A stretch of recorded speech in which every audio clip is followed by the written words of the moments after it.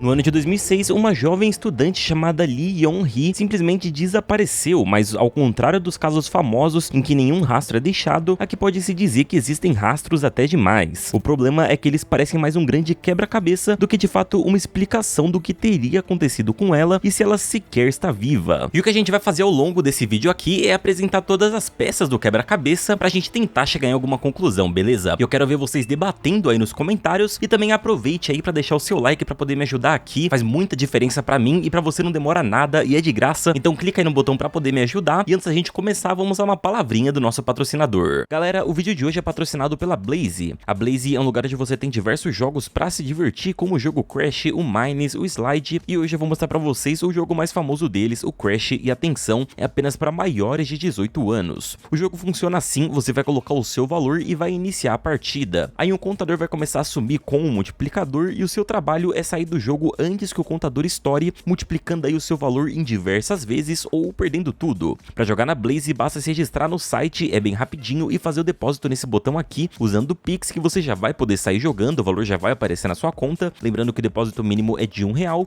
e que os saques podem ser feitos também por Pix. E antes de confirmarem a transação, usem o cupom STACKS ou entrem pelo meu link aí na descrição para ganhar até R$1.000 de bônus e 40 rodadas grátis para poder ir entendendo como que o site funciona e tudo mais, beleza? Para qualquer problema, usem o suporte da própria Blaze no canto inferior esquerdo aí da tela e por fim, vocês sabem, pelo amor de Deus, não coloquem dinheiro aqui que vocês não estão podendo gastar. É tudo para ser só uma diversão, joguem com responsabilidade, o link tá embaixo e agora vamos ao nosso assunto.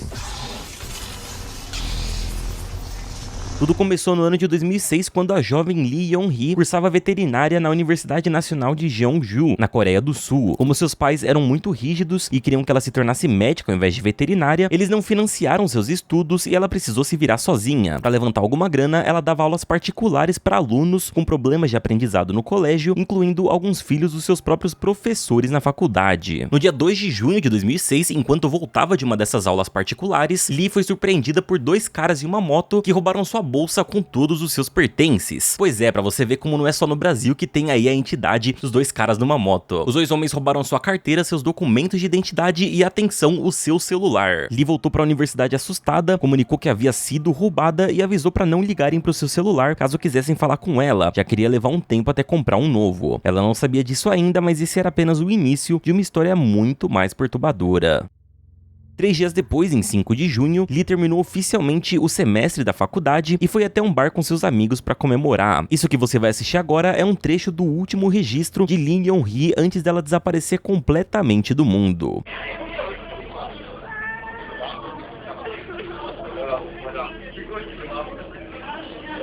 O vídeo foi gravado por volta das 2 da manhã, do dia 5 pro dia 6 de junho. 30 minutos depois, ela foi até o banheiro e, de acordo com as testemunhas, sua feição não estava normal. Alguns amigos perceberam que, depois de ir ao banheiro, ela foi direto até a saída do bar sem se despedir de ninguém, e um dos estudantes, chamado Kim, foi atrás dela para saber o que tinha acontecido. Kim e Lee eram bastante próximos, e quando ele perguntou o que aconteceu, ela simplesmente respondeu que foi seguida até o banheiro, mas não quis dar mais detalhes sobre isso. Esse tipo de declaração vaga sobre ter sido seguida e tudo mais, muitas vezes esconde detalhes mais pesados, mas existe todo um processo ali até que a pessoa se sinta confortável para poder se abrir. Então o Kim, provavelmente pensando nisso, achou melhor não tocar mais no assunto e apenas acompanhá-la até em casa. Lee morava sozinha em um conjunto de apartamentos que geralmente eram alugados por estudantes e eles ficavam a cerca de 1,5 km do bar onde o grupo estava. Após alguns minutos de caminhada, os dois chegaram até o local e se despediram, mas Kim ainda se sentiu um pouco inseguro sobre a situação toda e esperou até a luz do seu apartamento se acender